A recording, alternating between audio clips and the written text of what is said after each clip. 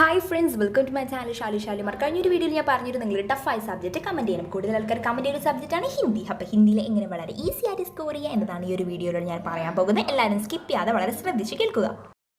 ഫസ്റ്റായിട്ട് നിങ്ങൾ ചെയ്യേണ്ട കാര്യം എന്ന് പറയുന്നത് റീഡിംഗ് ആണ്. വളരെ അർത്ഥം മനസ്സിലാക്കി റീഡ് ചെയ്താലേ നമുക്ക് ക്വസ്റ്റ്യൻ പേപ്പറിൽ വൺ വേർഡ്സ് ഒക്കെ പെട്ടെന്ന് ആൻസർ ചെയ്യാൻ പറ്റുള്ളൂ.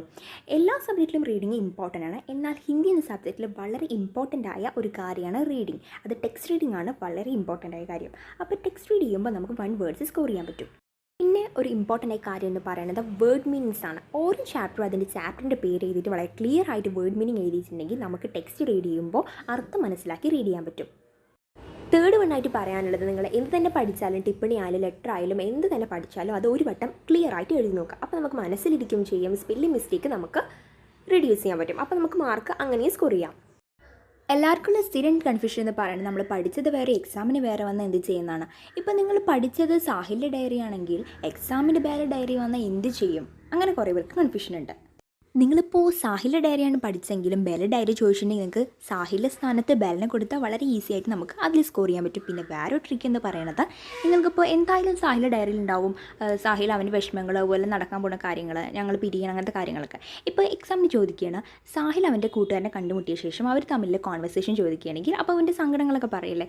അപ്പോൾ ഈ ഡയറിയിൽ കുറേ ലൈൻസ് ഇമ്പോർട്ടൻ്റ് ആയ കാര്യങ്ങളൊക്കെ ഉണ്ടാവും.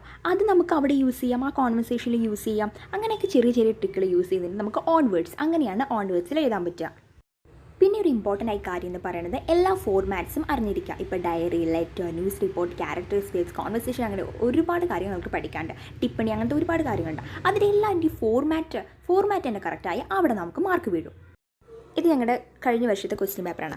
അപ്പോൾ ഇതിൽ കണ്ടില്ലേ, ഒരു പാരഗ്രാഫ് കൊടുത്ത ശേഷം അതിന് റിലേറ്റഡ് ചെയ്ത ക്വസ്റ്റ്യൻസ് ആണ്. അത് വൺ വേർഡ് ആവാം, ഡയറി ആവാം, പഠിക്കാതെ, അങ്ങനെ ഏത് ക്വസ്റ്റ്യൻസ് വേണമെങ്കിൽ ആവാം. അപ്പോൾ നമ്മൾ ഫോർമാറ്റ് ശരിയാക്കുക. പിന്നെ അതുപോലെ തന്നെ നമ്മൾ പഠിച്ചതെന്താണ് അത് നീറ്റായിട്ട് സ്പെല്ലിംഗ് മിസ്റ്റേക്ക് ക്ലിയർ ആയി എഴുതിയാൽ നമുക്ക് ഉറപ്പായിട്ടും അവിടെ മാർക്ക് കിട്ടും. ഇങ്ങനത്തെ കാര്യങ്ങൾ ശ്രദ്ധിച്ചാൽ തന്നെ നമുക്ക് ഇന്ത്യയിൽ ഈസി ആയിട്ട് A+ വാങ്ങാം. അപ്പോൾ ഈ ഒരു വീഡിയോ നിങ്ങൾക്ക് ഇഷ്ടമെങ്കിൽ നിങ്ങൾ ലൈക്ക് ചെയ്യുക, സബ്സ്ക്രൈബ് ചെയ്യുക, നിങ്ങൾ എല്ലാ ഫ്രണ്ട്സിനും ഷെയർ ചെയ്ത് കൊടുക്കുക.